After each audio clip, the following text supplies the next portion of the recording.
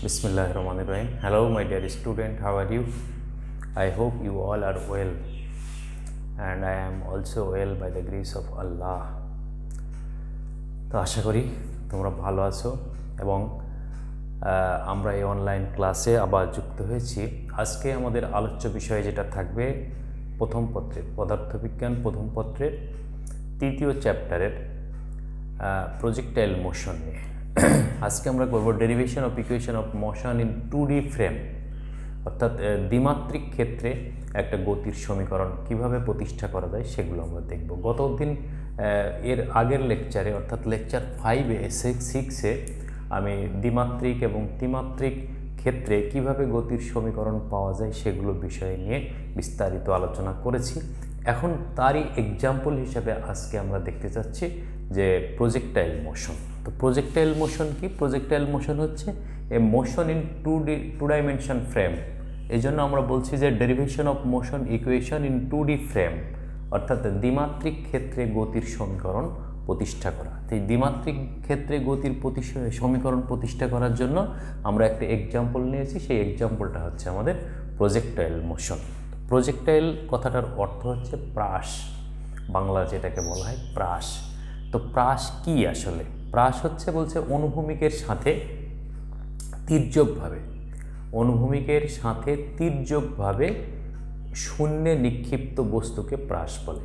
তাহলে ভূমি থেকে কোনো বস্তুকে যদি আমরা শূন্যে নিক্ষেপ করি তির্যকভাবে, ভূমির সাথে 0 ডিগ্রি কোণ এবং 90 ডিগ্রি কোণের মাঝামাঝি একটা কোণে, তাহলে যে কোণে আমরা নিক্ষেপ করব সেই কোণের মান greater than 0 degree but less than 90 degree.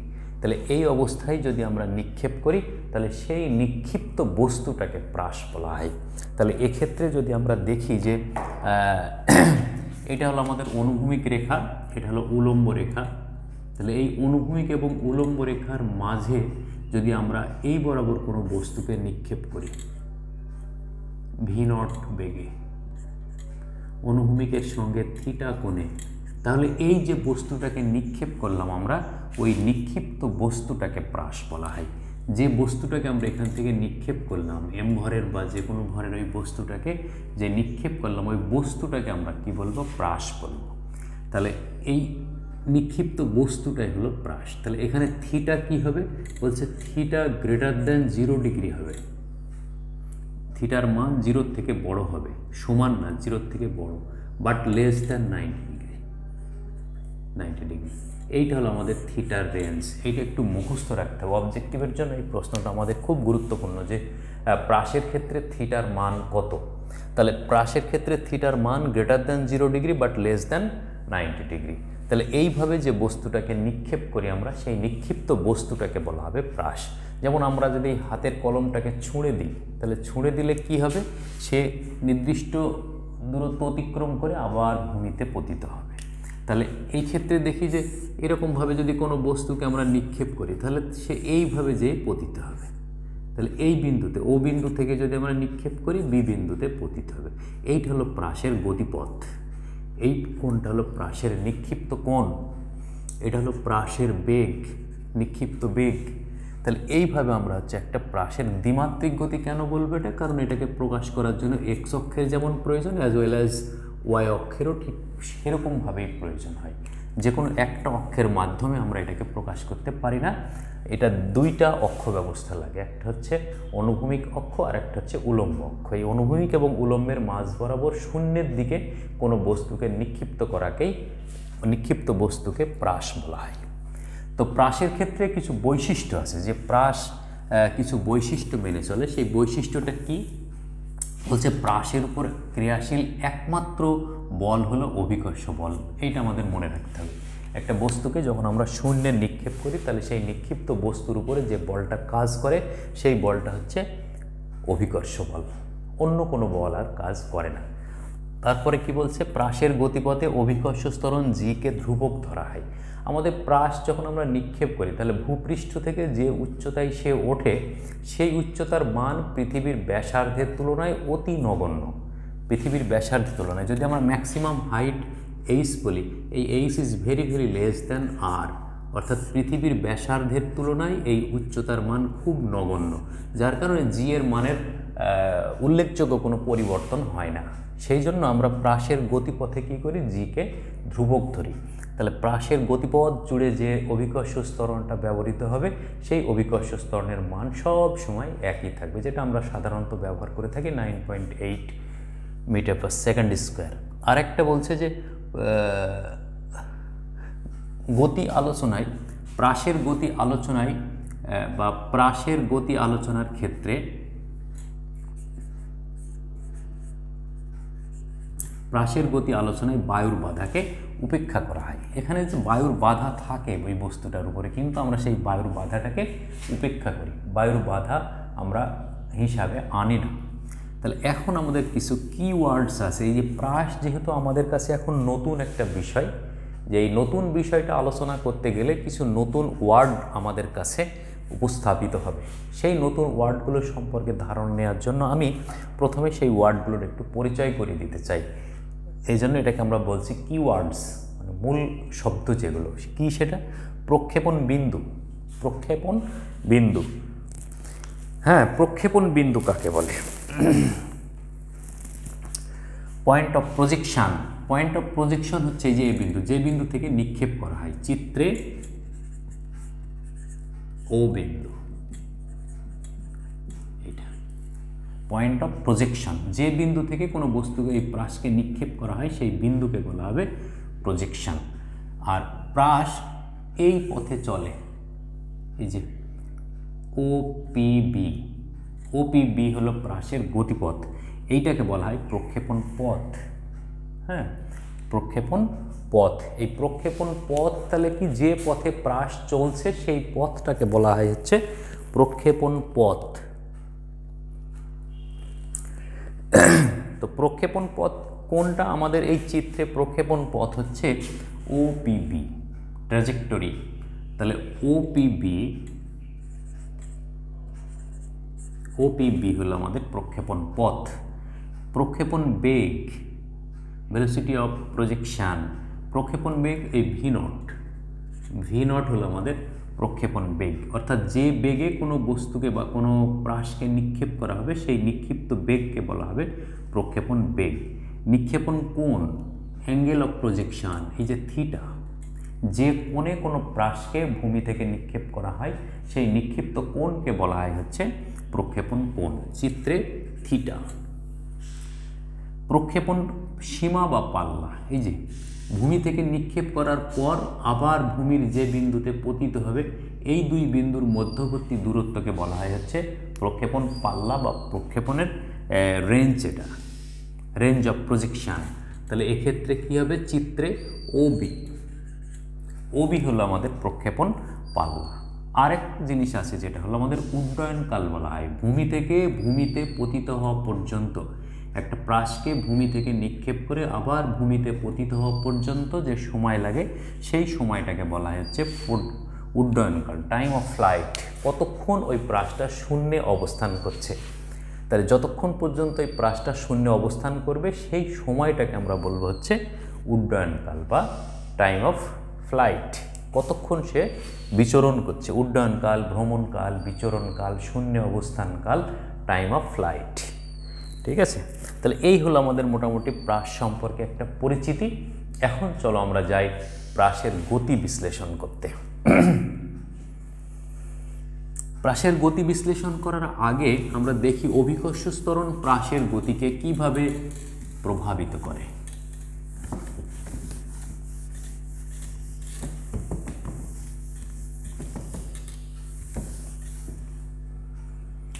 দেখি,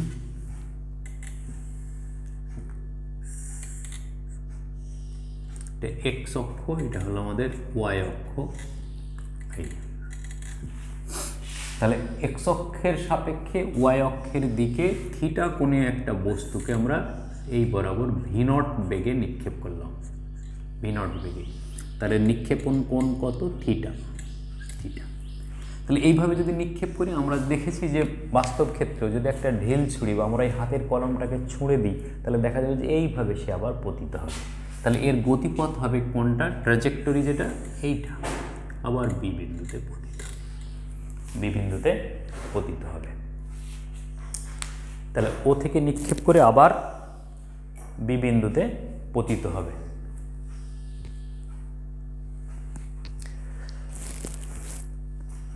তাহলে এই ক্ষেত্রে আমরা দেখি যে ও বিন্দুতে যখন নিক্ষেপ করা হচ্ছে সেই নিক্ষিপ্ত মুহূর্তের যে বেগ ভি নট, এই ভি নট কিন্তু দুইটা উপাংশ বহন করে, একটা হচ্ছে এক্স অক্ষের দিকে আর একটা হলো ওয়াই অক্ষের দিকে। তাহলে এই অংশটুকুকে যদি আমরা কেটে নিয়ে আসি এখান থেকে, তাহলে কি হবে, এটা হলো ভি নট, মানটাই যদি দেখি আমরা তাহলে এক্স অক্ষের সঙ্গে এর কোণ হলো কত, থিটা, এইটা ও বিন্দু। তাহলে এর কোনো একটা বিন্দুকে যদি আমরা পি বিন্দু মনে করি, তাহলে পি থেকে আমাদের এক্স অক্ষের উপর একটা লম্ব আঁকি পিএম। তাহলে এই ও এম যেটা, তাহলে এইটা হলো আমাদের ভি নট, নিক্ষিপ্ত বেগ ভি নট এটা। তাহলে এই ভি নটের ও এম হলো কি আমাদের অনুভূমিক উপাংশ, আর এম পি হলো আমাদের উলম্ব উপাংশ। তাহলে কজ থিটা যদি নিই আমরা এই ত্রিভুজটাই, তাহলে cos theta is equal to কত হবে, ভূমি বাই অতিভুজ O M by O P. O M সমান হচ্ছে এক্স অক্ষের দিকে অর্থাৎ অনুভূমিক দিকে বেগের আদি বেগের উপাংশ, তাহলে ভি এক্স নট যদি বলি এটাকে আমরা, আর ওপি সমান তাহলে কত, ভি নট। তাহলে আমাদের এখানে দাঁড়াচ্ছে V X not is equal to V naught cos theta. তাহলে এটাকে কি বলবো আমরা, নিক্ষিপ্ত বেগের অনুভূমিক উপাংশ। খুব ভালো করে খেয়াল করতে হবে এই জিনিসগুলো, যে বেগ ভি নট বেগে যে নিক্ষেপ করেছিলাম সেই নিক্ষিপ্ত বেগের অনুভূমিক উপাংশ হচ্ছে আমাদের V naught cos theta, V naught cos theta. এখন এই একই ত্রিভুজে যদি সাইন থিটা নিয়ে আমরা, আবার sine theta is equal to MP by OP. এখন এমপি সমান কত, তাহলে ভি ওয়াই নট, বেগের উলম্ব উপাংশ এক্স অক্ষের দিকে, এই জন্য আমরা ভি ওয়াই নট বলছি, ডিভাইডেড বাই ভি নট। তাহলে V Y naught is equal to V naught sine theta. এটা হচ্ছে নিক্ষিপ্ত বেগের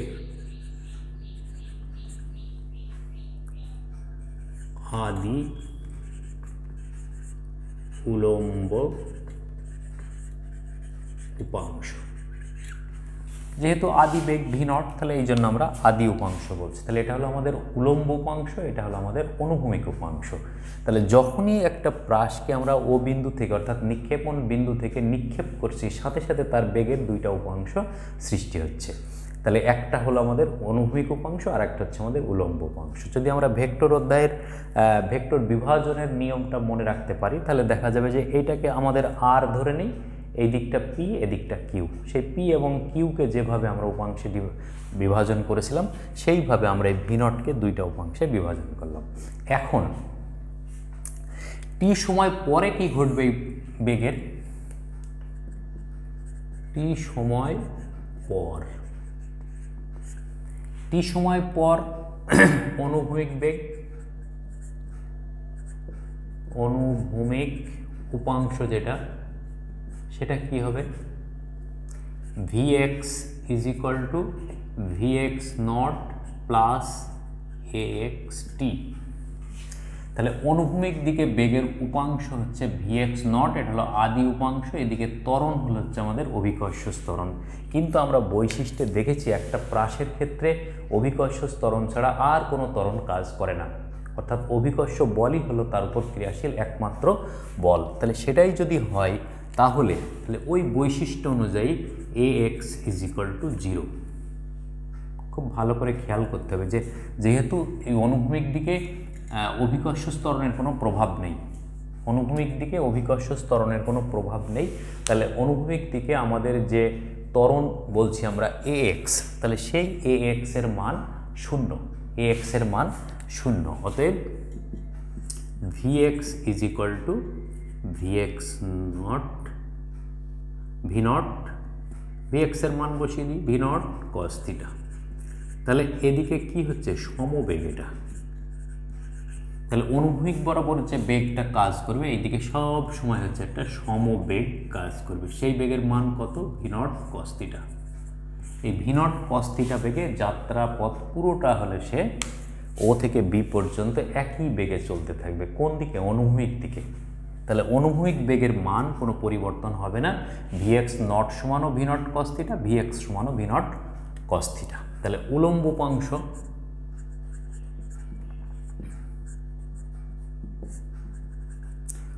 কখন উলম্ব উপাংশ, এই টি সময় পর উলম্ব উপাংশ। তাহলে V Y is equal to V Y naught plus A Y T. এখন উলম্ব দিকে যখন যাব আমরা, উলম্ব দিকে যখন যাব তাহলে অভিকর্ষ ত্বরণ কাজ করছে আমাদের নিচের দিকে, আর আমরা এ ওয়াই বলছি উপরের দিকে গতিটাকে ধরেছি। তাহলে এক্ষেত্রে উলম্ব উপাংশের উপর অভিকর্ষ ত্বরণের প্রভাব থাকবে, কারণ উলম্ব উপাংশ হচ্ছে সময়ের সাথে উপরের দিকে যাচ্ছে, অভিকর্ষ ত্বরণের বিরুদ্ধে যদি যায় তাহলে সেই অভিকর্ষ ত্বরণের মান কী হবে, নেগেটিভ হবে। তাহলে এক্ষেত্রে A Y is equal to কত হবে minus G. V Y naught সমান তো আমাদের বের করাই আছে ভি নট সাইন থিটা। তাহলে টি সময় পর আমাদের উলম্ব বেগের উপাংশ V Y is equal to V naught sine theta minus GT. তাহলে এইটা, তাহলে এইখান থেকে কি দেখতে পাচ্ছি আমরা, উলম্ব উপাংশ কমে যাচ্ছে। তাহলে উলম্ব উপাংশ অর্থাৎ ভার্টিক্যাল কম্পোনেন্ট ডিক্রিজেস, তার মানে V Y decreases with time, V Y decreases with time. তাহলে ভি ওয়াইয়ের মান সময়ের সাথে সাথে কমতে থাকছে। তাহলে এই জিনিসগুলোকে নিয়ে যদি আমরা এখন এর গতির সমীকরণ প্রতিষ্ঠা করতে চাই বা সমীকরণ প্রতিষ্ঠা করতে যাই, তাহলে দেখা যাবে যে এই প্রাসের সমীকরণটা কেমন হয় সেটা আমরা বুঝতে পারবো। তাহলে এই কনসেপশনটা কিন্তু আমাদের দরকার, এই কনসেপশনটা আমাদের সব সময় দরকার হবে। চলো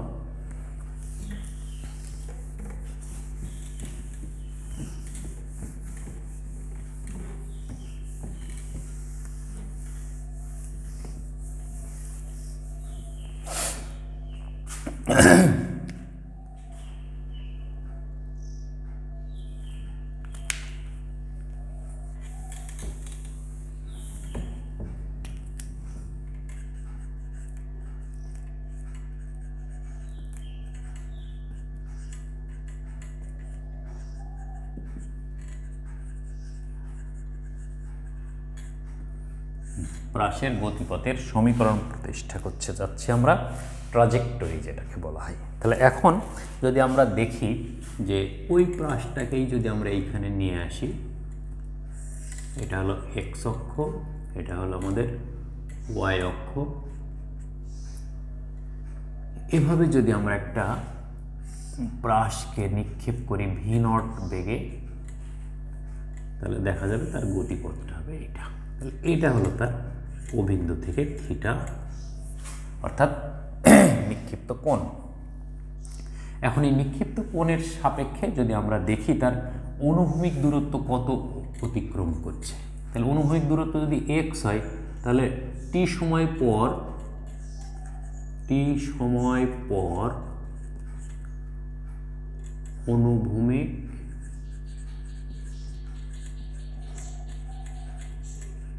দূরত্ব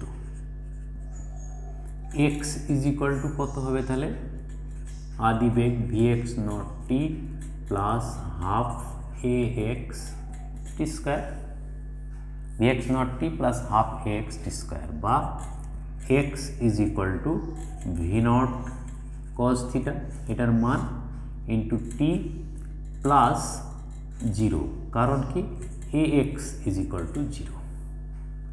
বা এখান থেকে তাহলে এই সময়টা কত সময়, সেই টি ইজ ইকুয়াল টু আমরা পাবো X by V naught cos theta. এইটাকে যদি আমরা 1 নম্বর সমীকরণ দিই, এখন উলম্ব দূরত্ব কত হবে, তাহলে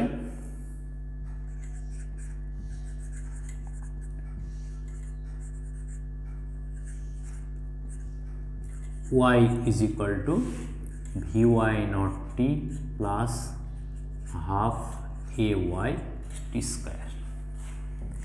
এখানে vy naught is equal to V naught sine theta, T সমান হচ্ছে X by V naught cos theta, A Y is equal to minus G. তাহলে এই মান কয়টা যদি আমরা এই সমীকরণে বসাই এখন, তাহলে কি পাওয়া যাবে? Y is equal to V naught sine theta into T এর মান হচ্ছে কত? X by V naught cos theta minus half, তাহলে হাফ এ ওয়াই এর মান মাইনাস জি, তাহলে জি, আর টি এর মান হলো তাহলে X by V naught cos থিটার whole square.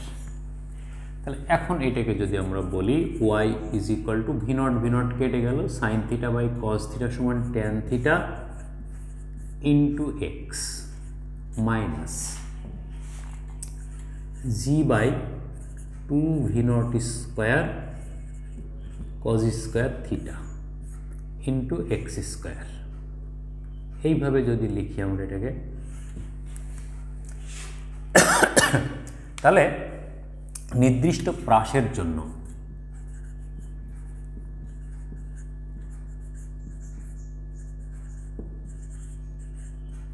Theta V naught জি ধ্রুবক,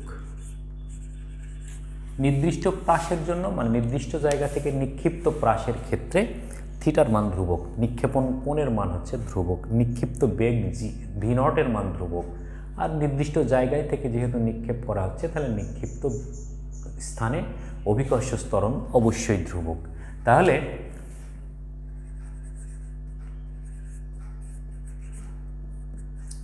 ট্যান থিটা সমান ধ্রুবক, যেহেতু থিটার মান ধ্রুবক তাহলে ট্যান থিটা সমান ধ্রুবক সমান এ, এটা ধরি আমরা একটা। আর পরবর্তী অংশ যেটুকু আছে G by two V naught square cos square theta, এটা সমানও ধ্রুবক, এইটা সমান আমরা ধরি বি, এটাও ধরি। তাহলে অতএব এই সমীকরণটা তখন কি দাঁড়াবে? Y is equal to A X minus B X square, এইটাকে আমরা বলবো, এটা 1 নম্বর সমীকরণ যদি হয়, এটা 2 নম্বর সমীকরণ, এইটা হলো আমাদের 3 নম্বর সমীকরণ। তাহলে এটি একটি অধিবৃত্তের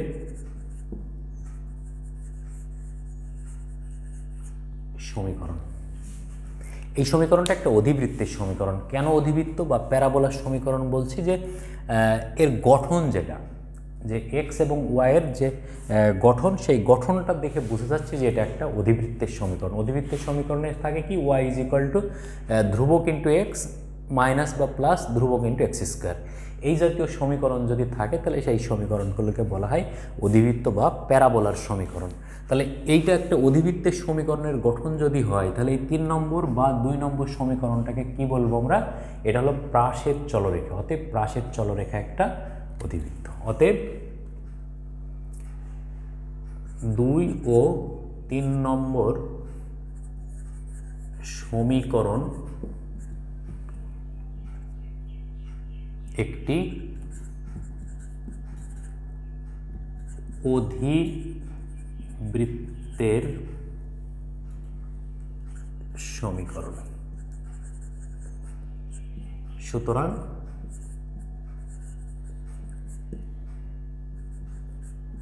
প্রাসের গতিপথ একটি অধিবৃত্ত, ইংরেজিতে এটাকে প্যারাবোলা বলে। প্যারাবোলা, এটাই হলো আমাদের প্রতিষ্ঠিত সূত্র, যে প্রাসের চলরেখা হলো একটা অধিবৃত্ত। তাহলে কোনো একটা বস্তুকে যদি আমরা ভূমির সঙ্গে থিটা কোণে v0 বেগে নিক্ষেপ করি, কোন দিকে? তির্যকভাবে যদি আমরা নিক্ষেপ করি তাহলে সেই বস্তুর গতিপথ হবে এইটা। তাহলে এই গতিপথটা হচ্ছে কি আকৃতির? অধিবৃত্ত আকৃতির। ঠিক আছে, তাহলে আমরা অনুভূমিকের সঙ্গে তির্যকভাবে নিক্ষিপ্ত বস্তুর গতিপথ পেলাম y = tan θ x - g/2 v0 square cos square theta. তাহলে এই সমীকরণটা হচ্ছে আমাদের প্রাসের সমীকরণ। ঠিক আছে, তাহলে এই প্রাসের সমীকরণ থেকে আমরা কি দেখতে পাচ্ছি যে এটা হলো একটা অধিবৃত্তের সমীকরণ। এটা হলো একটা অধিবৃত্তের সমীকরণ। এখন এইখানে আমরা একটা জিনিস দেখতে পারি যে টি সময় পরে যে সরণ দেখলাম সেই সময়ে এদের অবস্থানটা কি হবে, অবস্থানটা কোথায় হবে? তাহলে দেখে নিলাম আমরা যে টি সময় পরে এরকম একটা বিন্দুতে অবস্থান করছে, তাহলে এটা পি বিন্দু। তাহলে এই পি বিন্দুতে বেগের অবস্থানটা কেমন হবে? তাহলে এই যদি হয় তাহলে এরকম হলো আমাদের গতিপথ। তাহলে এই বিন্দুটা যদি পি বিন্দু হয় তাহলে এইখানে একটি স্পর্শক এঁকে দিলাম আমরা। তাহলে এই একটু বড় করে আঁকি তাহলে সুবিধা হবে বুঝতে।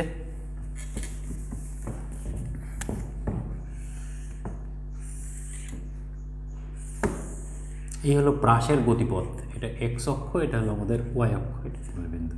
তাহলে পি একটা বিন্দু, টি সময় পরে যদি আমরা পি বিন্দুটা নিই তাহলে এই বিন্দুতে যদি একটা স্পর্শক আঁকি আমরা, স্পর্শক, এরকম একটা গতিপথ পাবো আমরা। তাহলে এটা হলো এ বিন্দু, এটা হলো বি বিন্দু, এটা হলো সি বিন্দু। তাহলে টি সময় পর প্রাসের অবস্থান এই। তাহলে উলম্ব বেগ vy = vy0 - gt, আর অনুভূমিক বেগ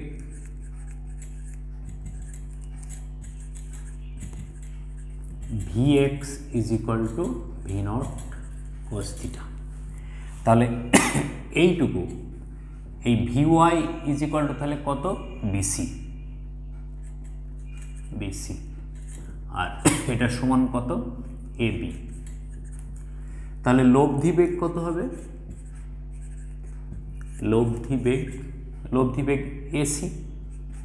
তাহলে ac সমান হচ্ছে v = কত হবে? তাহলে √vx² + vy²। এটা লম্ব। তাহলে এটাই হলো আমাদের টি সময় পর এর বেগের রাশিমালা, এবং vx এবং vy এর মান আমরা এই দুটো সমীকরণ থেকে পেয়ে যাব।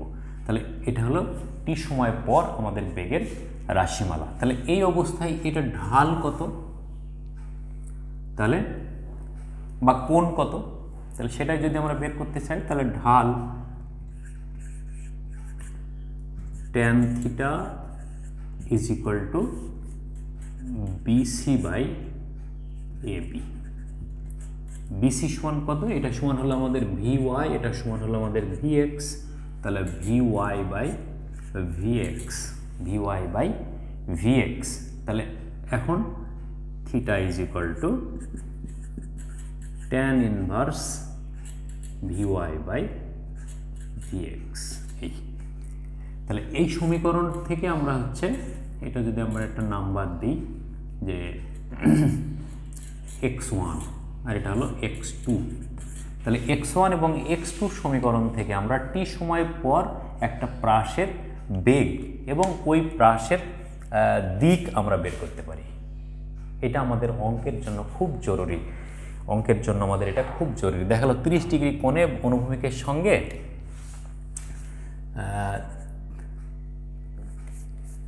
বলা হলো যে 30 ডিগ্রি কোণে 30 মিটার/সেকেন্ড বেগে একটি প্রাস নিক্ষিপ্ত হলো। 1 সেকেন্ড পর এর বেগের মান ও অভিমুখ কত। তাহলে এখন আমরা কি করব, 1 সেকেন্ড পর উলম্ব বেগ বের করব। 1 সেকেন্ড পর উলম্ব বেগ Vy ইজ ইকুয়াল টু কত, V0 sign theta minus GT. তাহলে এখান থেকে আমরা Vy এর মান পেয়ে যাব, আর Vx is equal two V0 cos theta. তাহলে V0 এবং থিটার মান পেয়ে গেলাম আমরা।